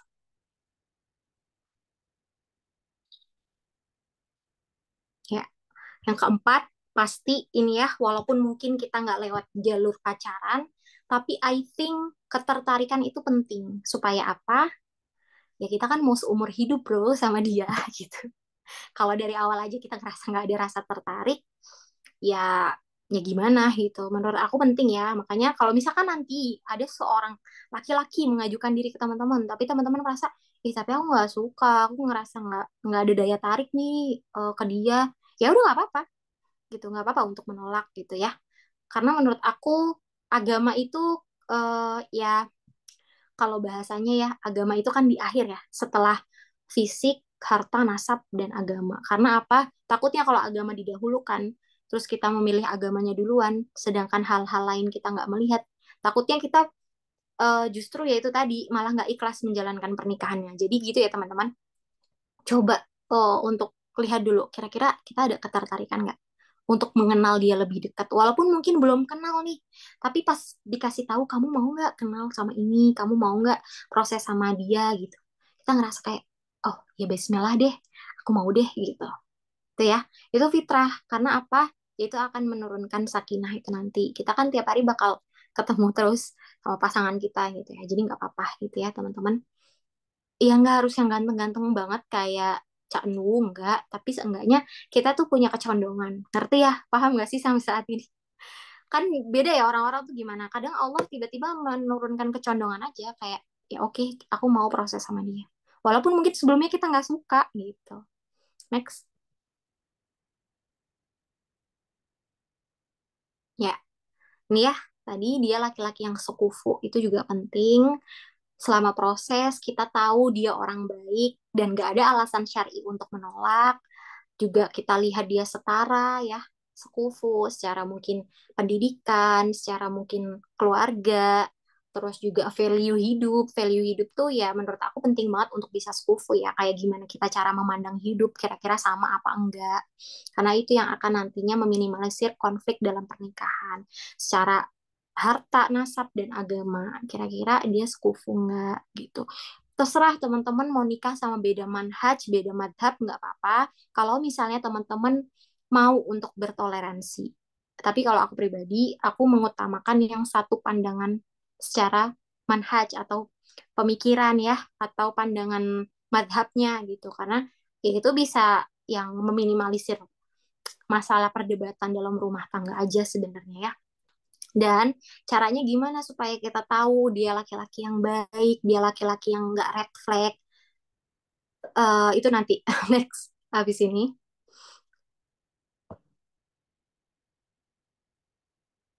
Ya, ada rasa yakin untuk melanjutin. Jadi teman-teman pasti jangan pernah lepas yang namanya istihoroh ya ketika proses. Karena gini teman-teman, pandangan kita sebagai manusia itu terbatas. Sedangkan pandangan Allah itu tidak terbatas. Jadi kita menyerahkan tawakal kepada Allah gitu ya. Ketika kita sudah tawakal, kita istihoroh, kita minta keyakinan dari Allah. Nah, itu kita lihat nih tanda-tandanya. Nah, tanda-tandanya itu bisa kita ikhtiarkan. Pertama dengan apa? Minta pendapat orang tua. Orang tua itu biasanya, apa ya bahasanya? Feeling, apa ya bahasanya? Kayak ikatan batin sama kita itu kuat. Jadi biasanya orang tua tuh paham. Kira-kira dia kalau orang tua kayak masih ragu belum yakin ya udah deh gitu. Tapi kalau teman-teman ngerasa aku udah yakin banget sama dia karena dia orang soleh, sedangkan orang tua aku tuh karena belum paham agama jadi belum ngerestuin, ya coba yakinkan lagi orang tuanya, minta tolong sama Allahnya lagi gitu. Minta pandangan orang tua itu penting gitu ya. Yang kedua, eh, ada rasa keyakinan dalam hati untuk mengiyakan atau melanjutkan. Yang ketiga, prosesnya dimudahin sama Allah. Kayak nggak ada hambatan-hambatan yang jadi sinyal-sinyal apa ya, harus berhenti nih, harus berhenti gitu. Prosesnya dimudahin. Yang keempat, coba ikhtiar untuk minta nasihat dari guru. Entah itu guru di pengajian, atau entah itu orang yang kamu rasa lebih tinggi ilmunya dan sebagainya. Coba minta gimana pandangannya. Ada laki-laki yang mendatangi kamu gini-gini gini, coba minta gimana pandangannya. Atau ke wali kamu bisa, kalaupun nggak ke orang tua, ke wali kamu, misalkan ke kakak, ke siapa, terserah. Terus yang kelima, coba cari tahu tentang orang itu lewat orang-orang yang sering bermuamalah sama dia. Itu yang aku lakuin dulu. Aku teleponin orang-orang yang kenal sama suami aku, bahkan sempat satu asrama dulunya ya. Gitu, sempat 24/7 sempat bermuamalah. Tanyain gimana dia gitu. Karena gini teman-teman, itu menurut aku salah satu ikhtiar yang bagus ya, karena kita kan nggak tahu ketika lewat CV doang atau lewat perantara doang, mungkin kita lihat yang bagusnya aja. Tapi orang yang lebih paham adalah orang yang bermuamalah 24/7 sama dia.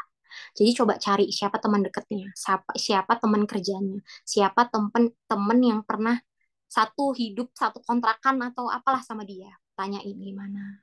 Dia orangnya gimana, kelebihannya apa, ibadahnya gimana, kekurangannya apa yang kamu suka dari dia dan sebagainya. Tanyain aja. Aku dulu kayak gitu. Karena itu untuk meyakinkan diri dan untuk tahu lebih mengenal dekat siapa sih calon pasanganku ini. Gitu ya, teman-teman. Konsep sekufu itu setara ya. Maksudnya setara itu gimana ya, secara value hidupnya kurang lebih sama, keluarganya, latar belakang sosialnya sama. Misalnya nih, keluarga kamu itu kayaknya 7 turunan, sedangkan calonmu itu ya cuma sekadarnya aja gitu ya. Keluarga yang rumah aja di gang sempit, nggak punya garasi misalnya. Ya itu akan menjadi hal-hal yang sangat memakan ini sih, memakan emosi batin ya nantinya ketika sudah menikah gitu. Pasti ada perbedaan-perbedaan kayak gitu. Itu secara harta, misalkan secara pendidikan juga, oh kayaknya penting deh sama aku sama-sama yang udah minimal S1 misalnya dan sebagainya. Silahkan pilih ya. Yang tahu kita merasa setara sama dia itu diri kita, dan dari CV itu bisa kelihatan gitu. Karena CV itu pasti komplit nanti. Next.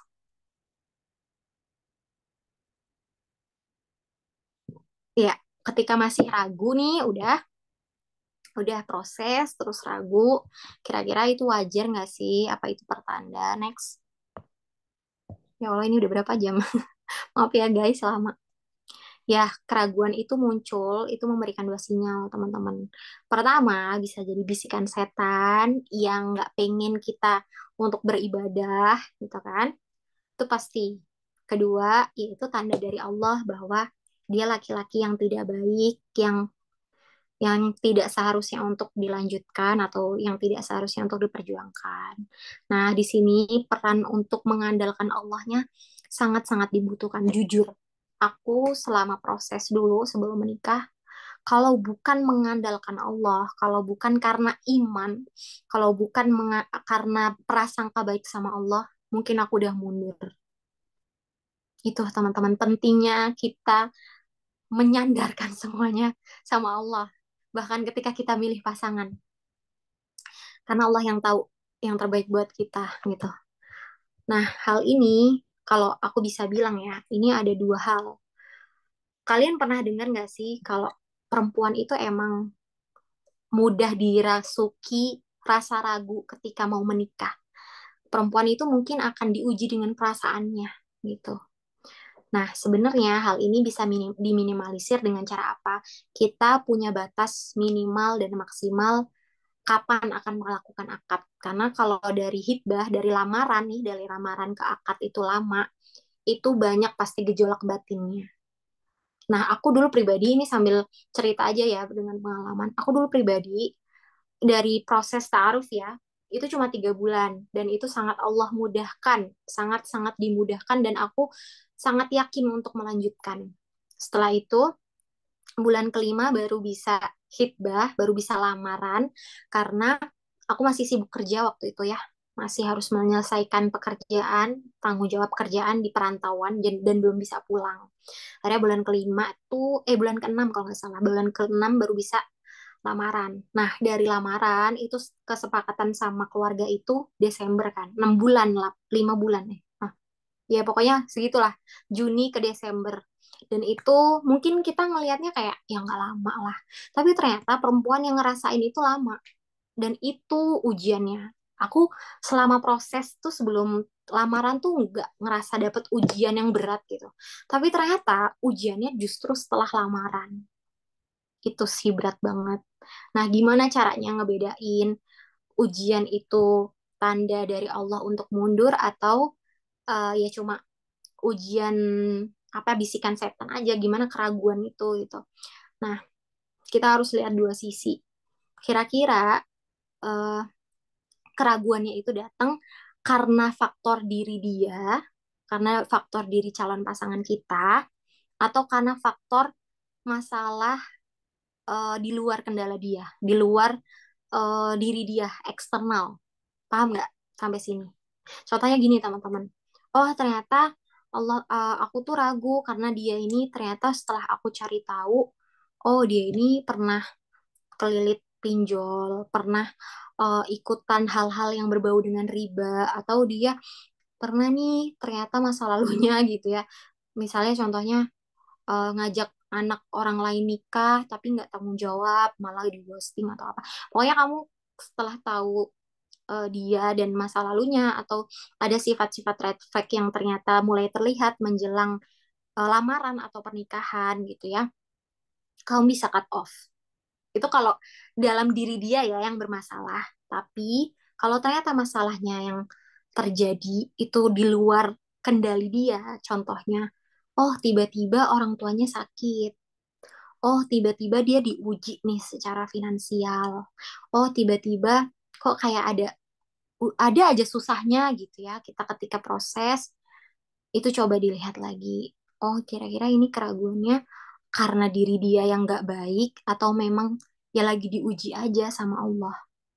Tuh waktu itu kebetulan aku qadarullah ya, ya emang lagi diuji sama Allah. Setelah lamaran, qadarullah orang tua dari eh, calonku ini yang sekarang suamiku, orang tua dari suamiku ini adalah hal yang akhirnya buat beliau itu secara finansialnya kena masalah lah secara finansial. Akhirnya ya udah gitu.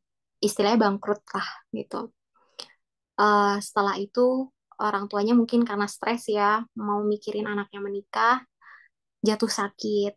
Dan gongnya lagi, plot twistnya lagi, suamiku resign dari pekerjaannya waktu itu. Padahal udah lamaran, tapi dia memutuskan untuk resign karena ada hal yang kayaknya dia nggak bisa pertahanin lagi nih. Akhirnya dia memilih resign. Itu sangat-sangat ujian buat aku. Rasanya gimana sih teman-teman ketika kayak gitu? Rasanya pingin mundur nggak? Pingin, tau nggak? Kalau aku bilang pengen mundur, pengen banget. Itu gejolak batin banget.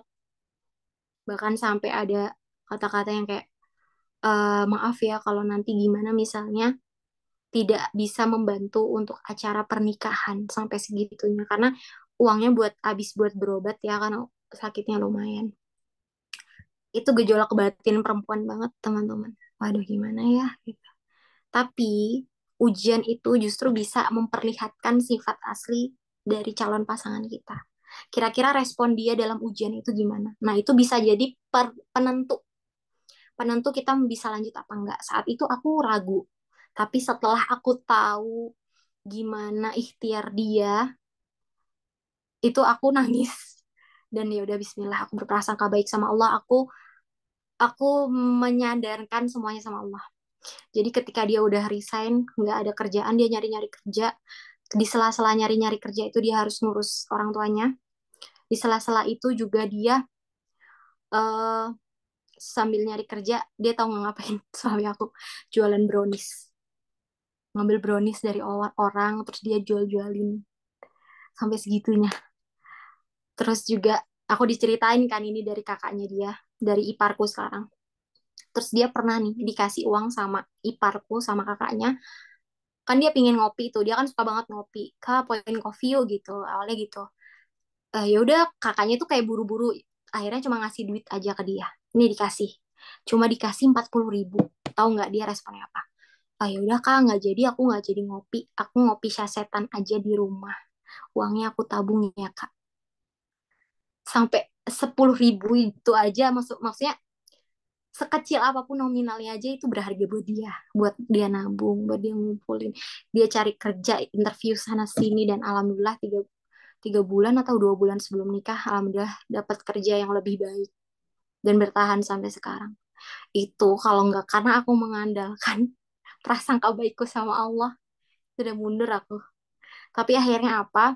Oh hikmahnya ternyata setelah menikah. Kalau mungkin dulu aku nggak menerima ujian itu dari Allah, aku nggak akan merasakan nikmatnya menikah sekarang mungkin. Aku nggak akan merasakan kebaikan-kebaikan dari suami aku. Aku mau nangis ya. Gitu ya teman-teman. Jadi ujian yang kita lalui misalkan ketika proses itu sebenarnya bisa jadi pertanda ya.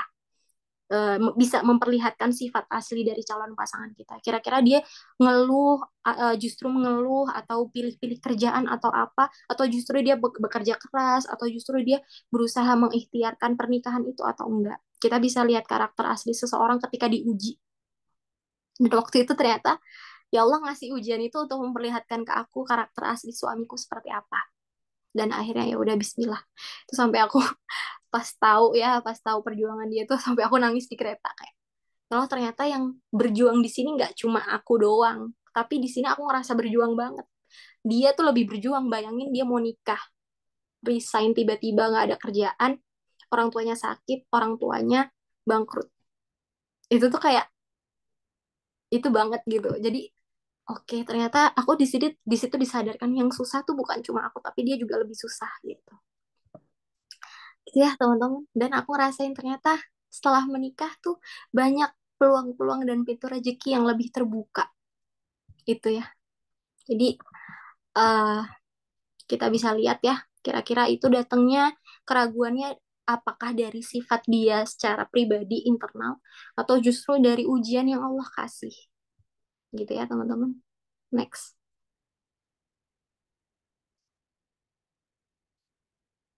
Ya, mungkin ini closing statement ya teman-teman.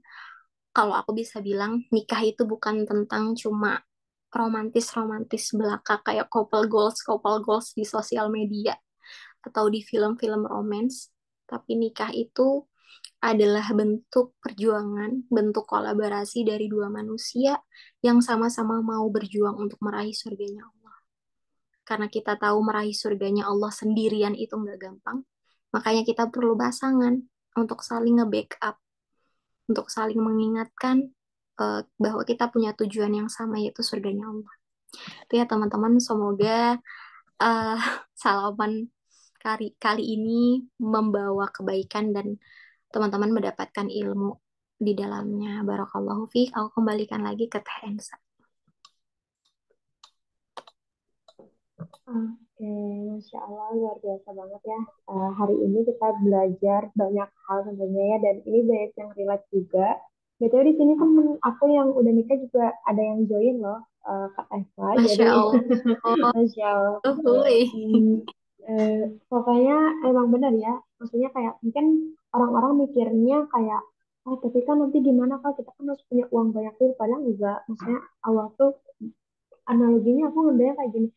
Ketika kita sendiri aja Allah kasih kita rezeki. Kenapa ketika kita memilih menikah, masa Allah nggak kasih rezeki gitu. Jadi ya udah gitu kan. Tapi tetap ya maksudnya jangan jangan senekat itu juga sih ya Kak. Maksudnya itu Betul, tadi betul, harus dengan ilmu. Oke betul. deh, untuk itu aku akan buka sesi pertanyaan. Diutamakan yang raise hand dulu mungkin ya. Dan bisa, Eh, oke, ada di sini ada Teh, Teh Sofi bisa on cam dan suaranya, oh bisa ya, oke. Teh Sofi Nur Angga, dipersilahkan.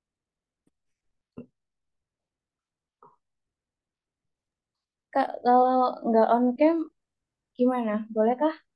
oh, kayaknya sinyal ya. Nggak apa-apa sih ya. Iya, Nggak apa-apa. nggak apa-apa, nggak apa-apa. Oke, sebelum itu mau ucapin sama wah buat Kak Ensa sama Kak Amin, ya Eva. Allah. Semoga langgeng ya. Sampai Amin, ya Allah. surganya Allah. Amin. Buat teman-teman yang belum nikah, semoga segera disegerakan. Nah, Amin. oke. Kak, aku izin tanya ya. Aku sendiri usianya kan masih 19 tahun. Nah, Ih, Masya itu Allah. susah banget ngontrol diri buat apa ya buat nggak suka sama orang lain gitu. Sedangkan kalau usia 9 tahun 19 itu kan masih masa-masa pendidikan. Aku tuh nggak Mm-mm. pengen suka sama orang lain, pengen memproteksi hari aku gitu loh buat suamiku Mm-mm. Kak.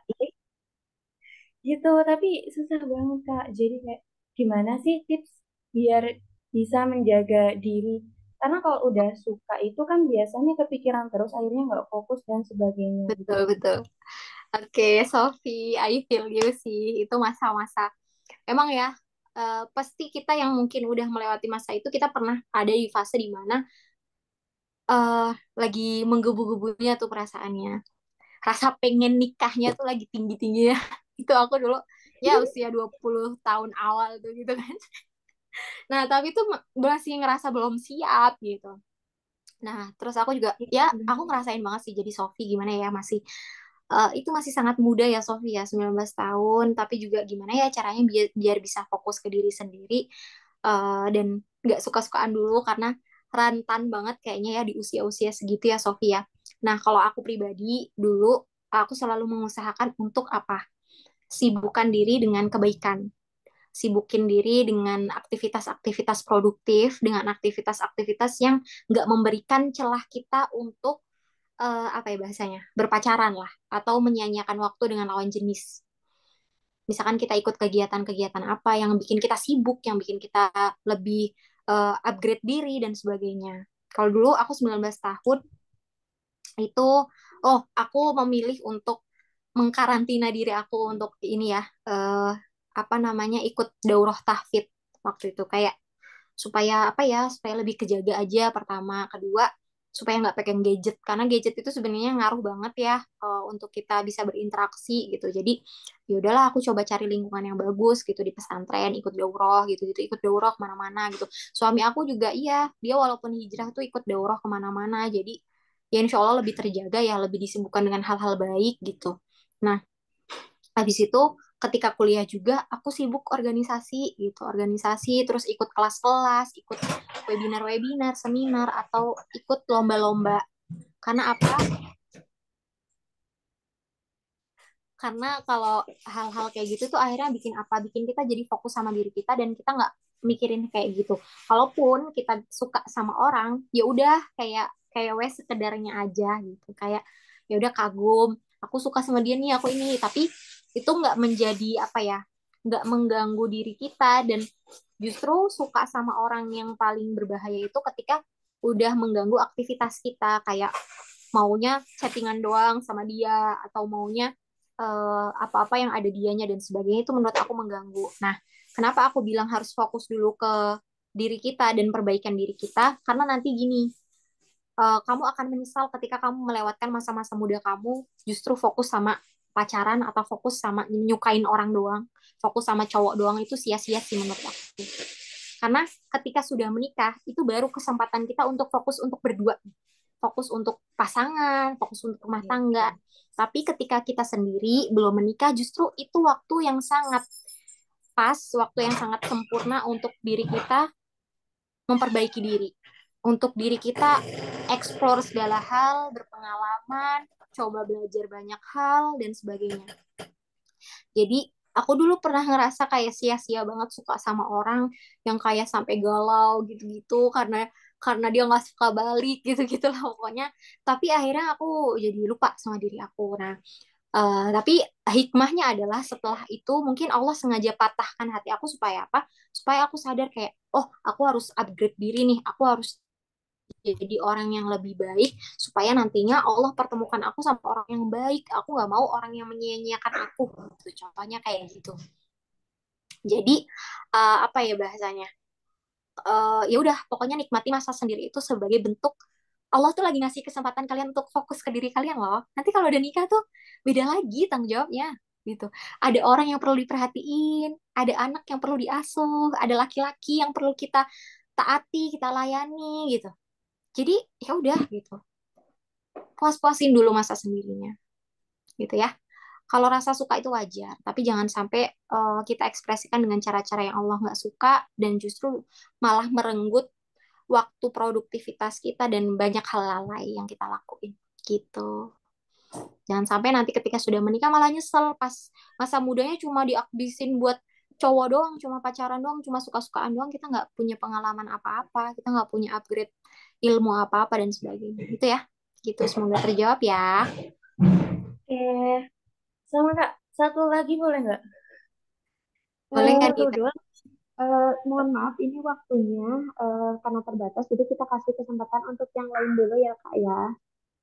Oke, siap. Oke, Terima kasih nanti banyak Kak mungkin Eva bisa sama Kak lanjut Ensa di ya. DM. Iya, sama-sama. Nanti mungkin bisa dilanjut di DM kalau Kak Eva sempat jawab, nanti dia akan jawab. Boleh, boleh. Boleh ya, kayak gitu. Oke, selanjutnya untuk Kak Mega Shane, silahkan. Boleh dinyalakan mic-nya. Kak Mega. Jadi bertanya Iya, kah? Kak. Ya, halo Kak. Oh Assalamualaikum. iya, Waalaikumsalam. Silahkan Kak. Assalamualaikum. Perkenalkan nama saya Megawati Sain. Di sini saya izin tanya Kak, Eh, semisal kita di saat proses ta'aruf Mm-mm. dihadapkan dengan situasi si calon suami ini mewajibkan kita untuk tinggal bersama dengan ibunya karena Mm-mm. beliau adalah anak tunggal dan eh, ayahnya sudah meninggal. Jadi dia anak satu-satunya yang tidak bisa pisah dari ibunya. Tidak memungkinkan bahwa untuk meninggalkan ibunya hidup sendiri seperti itu. Bagaimana Kak solusinya atau ada masukan dan sarannya? Terima kasih. Assalamualaikum warahmatullahi wabarakatuh. Waalaikumsalam warahmatullahi wabarakatuh. Nih ya, kadang yang bikin ketika proses ta'aruf dan memilih pasangan berat itu adalah keluarga atau orang tua. Mungkin kita ngerasa kayak secara pribadi dia cocok, udah pokoknya cocok banget nih, tapi ternyata ada kendala di orang tua misalnya atau di keluarga. Nah, menurut aku Kak Mega yang tahu nih, apa namanya, kira-kira Kak Mega bisa menerimanya atau enggak. Kira-kira hal itu jadi hal yang mengganggu prinsip Kak Mega atau enggak. Dan itu perlu didiskusikan, perlu diobrolkan ketika ta'aruf juga gitu. Nah, kira-kira Kak Mega ridho nggak nih kalau misalkan mendapat suami yang oke, nggak apa-apa ikut mertua, nggak apa-apa ikut birrul walidain, ikut membantu suami untuk berbakti kepada orang tuanya. Kalau menurut Kak Mega itu nggak masalah, ya sudah silahkan lanjutkan. Tapi kalau menurut Kak Mega, kayaknya aku nggak ridho deh. Kayaknya aku nggak sanggup deh. Kayaknya aku nggak bisa deh kalau misalnya berjalannya waktu, aku harus terus sama mertua, ngurus mertua bareng suamiku. Kayaknya aku belum bisa. Nah, itu bisa dipertimbangkan. Boleh kok untuk menolak. Atau bisa tanya sama ke orang tua. Orang tua Kak Mega kira-kira ridho nggak kalau Kak Mega ikut mertua? Ridho nggak kalau kira-kira nanti banyak waktu yang habis dengan mertua daripada sama orang tua sendiri gitu ya. Karena menurut aku walaupun nanti ketika Kak Mega memutuskan untuk ikut mertua, saran aku tetap harus beda rumah. Walaupun cuma beda sebelah rumah misalnya atau beda berapa rumah atau ya enggak lah ngontrak di dekat rumah mertua gitu misalnya. Karena itu pengaruh ya. Kadang tuh kita nggak mau konflik sama mertua, tapi yang namanya setiap hari bertemu, itu pasti kan ada aja. Dan menurut aku, kita bisa membangun pernikahan yang dewasa ketika dihadapi berdua dengan suami. Kita cari solusinya berdua bareng. Tidak ada campur tangan dari orang tua. Ngasuh orang anak juga nanti ya udah punya rules sendiri berdua gitu, bukan rules dari neneknya dan sebagainya. Jadi menurut aku coba cari jalan tengahnya gitu, cari solusinya. Beliau kan punya kendala di situ nih. Coba Kak Mega ajukan bahwa Kak Mega walaupun oke akan tetap mendukung tapi nggak mau satu rumah untuk meminimalisir konflik dan membangun eh, rumah tangga yang dewasa ya pastinya. Kita pingin kita menghadapi pernikahan itu ya berdua gitu. Jatuh bangunnya berdua, baik buruknya yang tahu berdua gitu. Maka ya coba, oh solusinya gimana? Ya udah ngontrak di dekat rumah mertua misalnya. Nah, itu boleh diobrolkan ya. Sambil istihoroh, sambil nanya pendapat orang tua, kira-kira orang tua ridho nggak? Gitu ya. Semoga terjawab ya, Kak. Oke, Masya Allah kita udah ada di penghujung acara nih ya, Kak Eva. Alhamdulillah.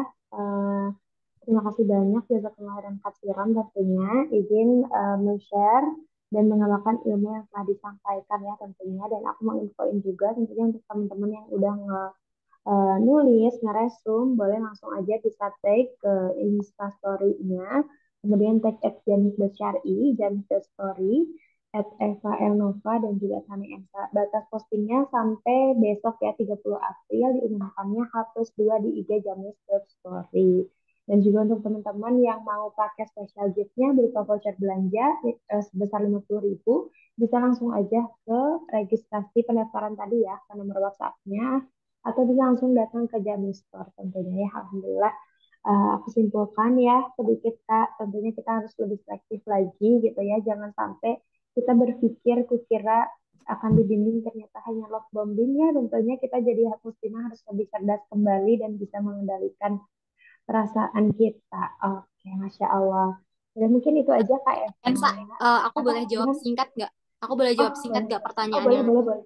Oke, Mm. boleh, boleh. Silahkan. Karena ini mungkin perempuan di sini banyak yang membutuhkan Oke, jawabannya ya. oke. Boleh, boleh, Ini boleh. dari Kak Selma, kalau perempuan menawarkan untuk berkenalan lebih dulu dengan laki-laki yang menurutnya soleh karena memang ada ketertarikan, itu hukumnya gimana teh? Boleh, asalkan lewat perantara dan harus dengan sikap yang bijak. Kita harus punya muruah juga, walaupun kita mengajukan duluan, tapi kita harus punya harga diri lewat orang lain dan dengan cara-cara yang baik ya. Misalnya dengan cara ya jangan dulu dikasih tahu namanya gitu ya. Tapi kira-kira gimana respon dia? Ya pokoknya dengan cara-cara yang baik lah. Kedua, Kak, cara untuk mengetahui beliau dari orang-orang sekitar yang bermuamalah dengannya kayak mana? Minta kontaknya Kak untuk bertanya. Kita tanya dulu siapa teman dekatnya. Kan pasti di CV itu banyak pertanyaan-pertanyaan ya. Terus bisa kita tanya juga ke kakaknya, ke adiknya, ke keluarganya, ya, ke saudaranya, ke orang tuanya dia itu gimana. Aku dulu selama proses sama suami, aku paling banyak ngobrol sama kakaknya. Ketemu langsung bahkan ngobrol juga ngobrol sama mamahnya ya untuk tahu dia tuh di rumah gimana. Gimana dia sebagai anak dan gimana dia sebagai adik. Terus juga minta kontak temennya kebetulan karena udah satu organisasi jadi aku cari tahu sendiri ya. Orang-orang yang deket sama dia, orang-orang yang pernah bermuamalah sama dia. Silahkan cari tahu boleh dari keluarganya, boleh dari teman kantornya atau apa terserah. Kak, gimana kalau setelah istihoroh justru muncul tanda-tanda yang bikin saya ragu? Dia mulai menunjukkan sikap red flag seperti sering chat ke lawan jenis dan sebagainya. Selain itu janji-janji yang pernah diucapkan juga berubah. Keluarganya pun terasa sangat berbeda pandangan dengan orang tua saya. Cut off, nggak usah dilanjutkan. Kalau udah ada kayak gitu berarti tanda-tandanya nggak usah dilanjutin. Nggak usah karena dia ini, karena dia itu. Kalau udah ada keburukan dan keraguan nggak usah dilanjutkan. Kak, izin bertanya mengenai sifat laki-laki yang kamu baik ibunya ke saudara perempuannya. Terlihat baik, tapi juga kepada istrinya itu apakah menjamin kalau dia benar-benar paham konsep agama, konsep bagaimana kewajiban dia sebagai anak, bagaimana kewajiban dia sebagai suami, insya Allah dia bakal baik sama istrinya tanpa perlu menggeser posisi ibunya, ya. Paham ya sampai sini? Dan kita juga harus jadi perempuan yang jangan jadi perempuan standar TikTok yang dikit-dikit mendahulukan ibu, enggak meratukan istri dan sebagainya. Kita juga harus jadi uh, menantu ya. Kita ketika sudah punya mertua, otomatis kita juga punya kewajiban untuk berbakti kepada mertua kita. Karena itu akan jadi mahram kita seumur hidup walaupun kita sudah bercerai. Kita juga punya kewajiban untuk berbirrul walidain. Jadi silahkan komunikasikan nantinya sama suami untuk gimana porsinya dua-duanya ini bisa balance gitu. Ke mertua bisa berbakti, ke orang tua kandung bisa berbakti gitu ya. Jadi kalau dia benar-benar paham konsep agama itu bagaimana mengatur rumah tangga, insya Allah dia bisa bagaimana memposisikan ibu dan istrinya. Gimana kalau kita belajar untuk mengenal dengan cara yang baik namun tidak ada akses perantara yang 100% tahu tentang segala sesuatu yang ada pada laki-laki tersebut. Tapi kita mengajukan beberapa pertanyaan langsung ke beliau yang sekiranya bisa menjadi keyakinan pribadi ketika ada keraguan.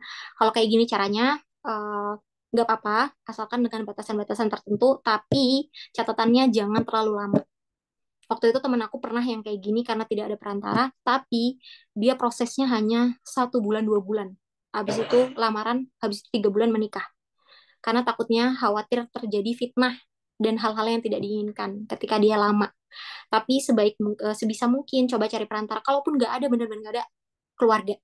Kakak kamu lah, adik kamu lah, orang tua kamu, apa wali kamu, atau siapa kek, keluarga. Aku juga dulu pribadi nggak lewat ustadz, nggak lewat temen, tapi lewat keluarga. Dia langsung ke kakakku, waliku ya laki-laki, aku langsung ke kakaknya perempuan, gitu. Kalau sudah ta'aruf tapi laki-lakinya ini pasang story WhatsApp dengan teman cewek lain, tapi ketika perempuan yang ditemani ta'aruf ini marah, dia bilang mau tahu respon perempuan. Red flag, ngapain kayak gitu, nggak jelas. Udah gitu. Itu ya, semoga terjawab. Udah itu aja. Ensa, aku izin pamit ya teman-teman. Mungkin Oke. sekian yang bisa aku sampaikan. Semoga ada kebaikan yang teman-teman dapatkan. Barakallahu fi, kita tutup subhanakallahumma wa bihamdika asyhadu an la ilaha illa anta astaghfiruka wa atubu ilaik. Aku kembalikan lagi ke MC Teh Ensa. Oke, baik. Izin kita kan foto bersama dulu ya, kakak-kakak semuanya dan Teh Eva. Mungkin ya kita akan sesi foto dulu, jaga dan kekhawatiran untuk semuanya yang sudah bergabung sampai ini di akhir acara. Semoga Allah berkahi kita, semoga apa yang kita lakukan ini mendapatkan ridho dan keberkahan dari Allah Subhanahu wa Ta'ala. Amin Allahumma amin. Kita akan foto sebanyak 5 kali. Ya izin karena kita nggak tahu ada di layar yang mana. Teteh panitia, apakah sudah ready? Sudah ready? Oke. Ya, oke di foto ya. Ready. Oke, sudah ready ya. Oke, 5 kali ya. Oke, silahkan. Satu, dua, tiga. Oke. Yang kedua, silahkan. Satu, dua, tiga. Oke. Yang ketiga, satu, dua, tiga. Oke. Yang keempat, agak banyak ya karena kita nggak tahu gelai di mana. Pastikan uti-uti semua, besi-besi semua, jangan sampai merem ya. Oke, silahkan. Satu, dua, tiga. Oke, dan yang terakhir, satu, dua, tiga. Oke, baik, terima kasih Beda-beda banyak ya Kak Eva. stylenya. Beda-beda. Terima kasih banyak ya Kak Eva sekali lagi. Semoga Allah berkahi, Allah Amin. mudahkan. Amin ya Tentunya Allah. sehat selalu sekeluarga. Amin. Allahumma amin. Amin Kakak-kakak di Allahumma. sini juga ya. Semangat selalu walaupun belum punya ayang, tapi ingat kakak-kakak semua punya Allah yang maha penyayang. Asik. Asik. Baik, jika haus makan minumlah, jika lapar makan makanlah, jika ada salah makan maafkanlah. Jangan lupa nanti posting kegiatan hari ini untuk menjadi syiar juga dan bermanfaat untuk orang lain. Sekian dari aku Hani Ensa. Wassalamualaikum warahmatullahi wabarakatuh. Kita tutup dengan segala istilah juga doa. Iya, terima kasih tata-tata semuanya. Jazakallah khair. Jangan lupa diposting biar dapat hadiah ya, maksimal 30 April besok. Pengumumannya H+2. Gitu. Terima kasih.